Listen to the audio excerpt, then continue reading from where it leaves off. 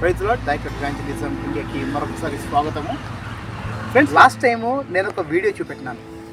ఈ వీడియోలో నలుగురు సేవకులు ఒకరింట్లో భోజనం చేయడానికి వెళ్తున్న సమయంలో ఎవరో కాల్ చేసి ఆ నలుగురు సేవకులను అరెస్ట్ చేయడం జరిగింది.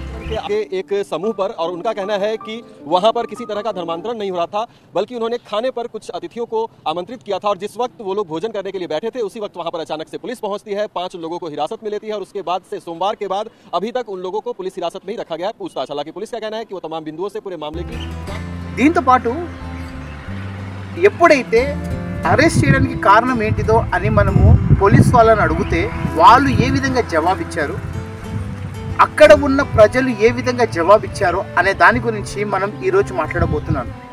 లాస్ట్ టైం నేను హాఫ్ వీడియోనే మీకు చూపెట్టినాను, ఈరోజు మీకు కంప్లీట్ ఇన్ఫర్మేషన్ చూపెట్టబోతున్నాను. So let's start the video.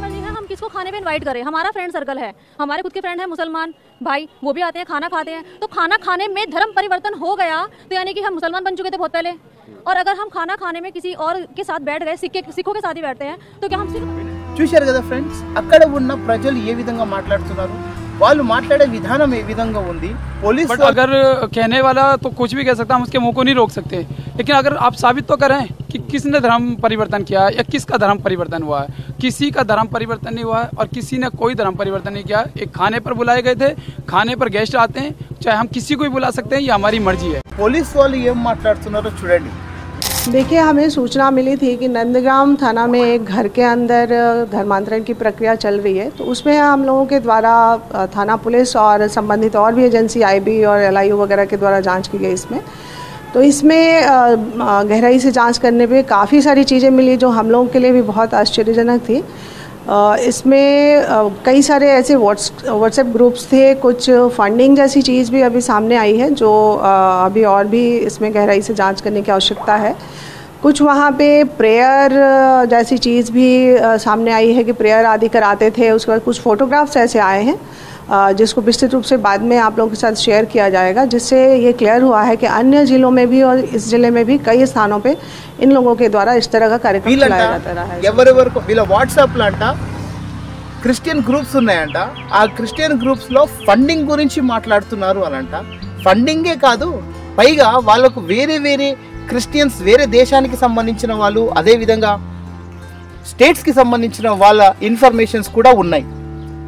బుద్ధి లేనివాడు, బుద్ధిహీనుడు కూడా ఇలాంటి మాటలు మాట్లాడాడు అని నేను అనుకుంటున్నాను. ప్రతి మతానికి సంబంధించిన వాడు కానీ, ప్రతి కులానికి సంబంధించిన వాడు కానీ ఎవడో ఒకడు కంపల్సరీ గ్రూప్స్ అనేది పెడతారు.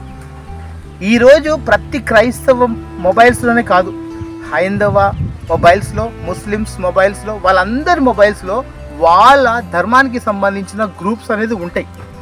ఆ గ్రూప్స్ వల్ల ఎవరెవరితో కాంటాక్ట్ ఉన్నాయి అని చెప్తే ఇది బుద్ధిహీనత కాదా? అయితే వాట్సాప్ గ్రూప్లో ధర్మానికి సంబంధించిన మెసేజ్లు వస్తే ఆ గ్రూప్లో ఉన్న వ్యక్తులతో మనం మాట్లాడుతూ ఉంటే ఇది క్రైమ్ అయిపోయిందా?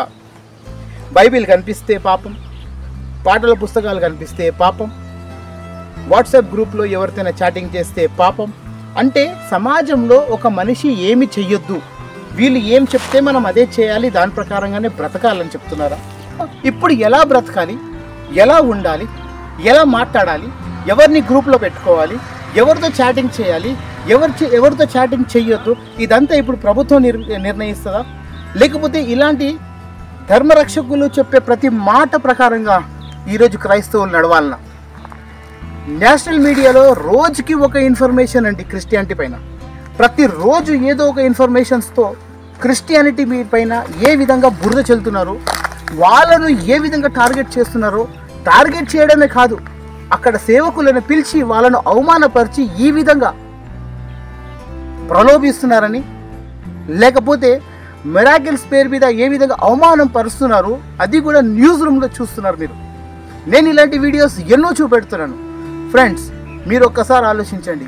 క్రిస్టియానిటీ ఇప్పుడిప్పుడు వాళ్ళపైన ఒక దారుణంగా టార్గెట్ చేయడం స్టార్ట్ అయింది. ఇంతకుముందు ముస్లిమ్స్ వాళ్ళు ఉండే. నేషనల్ మీడియాలో కేవలం ముస్లిమ్స్ వాళ్ళను టార్గెట్ చేస్తూ 3-4 సంవత్సరాల వరకు ఆపకుండా వాళ్ళను ఎలా అవమానపరచాలో అలా అవమానపరచారండి. ఈరోజు క్రిస్టియన్స్ టార్గెట్ అయ్యారు. గత 3 నెలల నుండి మీడియాలో ఏం జరుగుతుంది, ఎవడు ఏ విధంగా మాట్లాడుతున్నాడో ప్రతిదీ నేను మీకు చూపెడుతున్నాను. మీరు స్పందిస్తే బాగుంటుంది, స్పందించకపోతే దేవునికి స్తోత్రం. God bless you all.